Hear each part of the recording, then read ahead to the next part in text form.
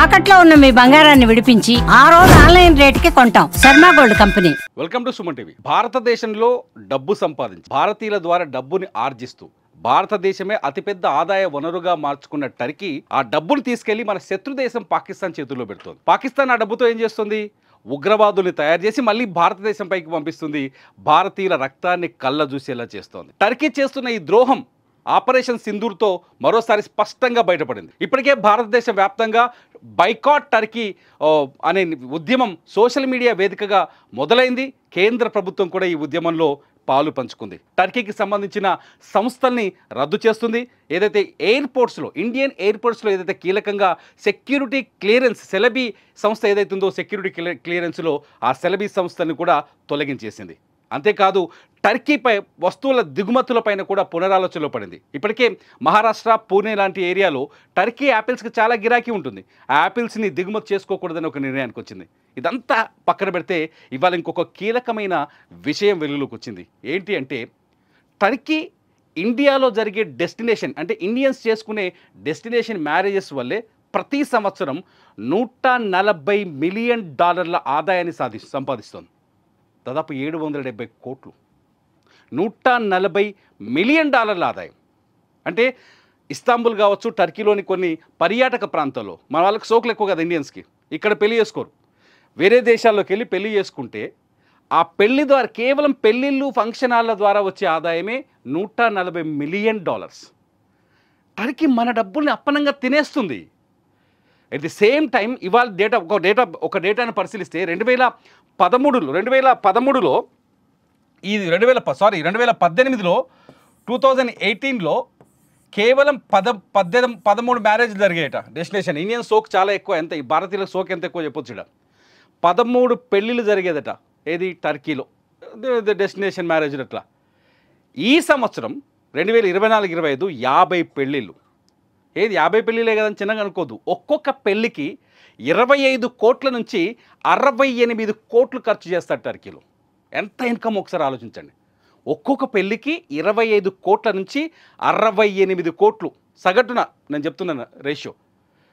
ఈ సంవత్సరం ఇవాళ దాదాపు 30 జంటలు టర్కీలో పెళ్లికి ఈ సంవత్సరం దరఖాస్తు చేసుకున్నాయి. ఆ 30 జంటలు కూడా ఇప్పుడు టర్కీ దేశంలో పెళ్లిని వాయిదా వేసుకోవాలనే ఆలోచనకు వచ్చాయి ఆఫ్టర్ ఆపరేషన్ సింధూర్ తర్వాత.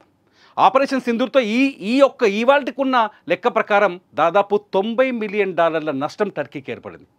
ఒక్క దెబ్బకి మన మేక్ మై ట్రిప్ ఓనర్ చెప్తున్నాడు 30% పర్యాటకులు టర్కీకి వెళ్ళడానికి విముఖత చూపిస్తున్నారు. వాళ్ళ ప్రయాణాన్ని రద్దు చేసుకుంటున్నారని చెప్పారు.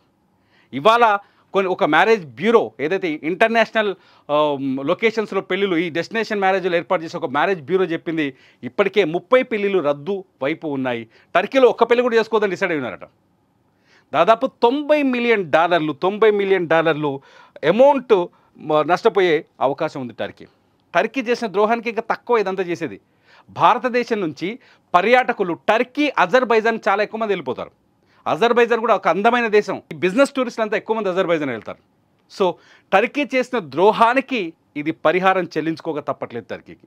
మొత్తంగా చూస్తే భారతదేశం నుంచి ఇండియా నుంచి టర్కీ ప్రతి సంవత్సరం $1,000 మిలియన్ డబ్బుల్ని సంపాదిస్తుంది. ఆ $1,000 మిలియన్ డబ్బు ఇప్పటి నుంచి ఆగిపోబోతుంది.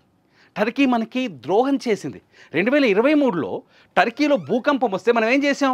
పాలు పంపించాం, మందులు పంపించాం, వైద్యులను పంపించాం. ఆ మట్టి పిల్లల కింద ఇరుక్కున్న మనుషుల్ని బయటికి తీయడానికి మనం ఎన్డీఆర్ఎఫ్ సిబ్బందిని పంపించాం. కానీ టర్కీ ఏం చేసింది?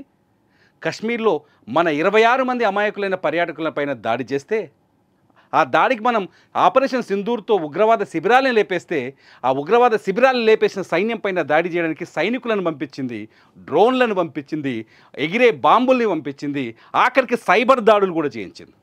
That is Turkey. మనమేమో టర్కీ టవల్ తెచ్చుకుంటాం, టర్కీ యాపిల్స్ తింటాం, టర్కీ పళ్ళు తెచ్చుకొని తింటాం.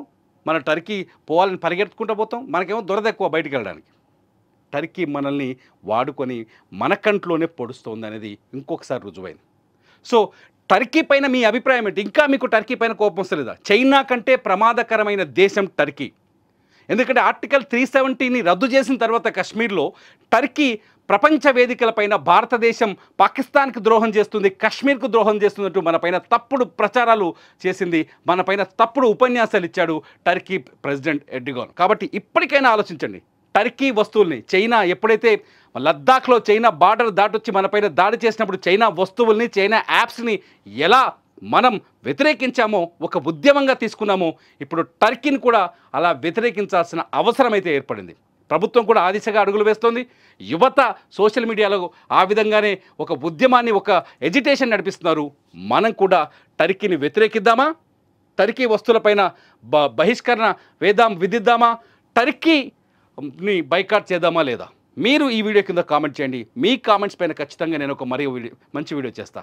చూస్తూనే ఉండండి సుమన్ టీవీ.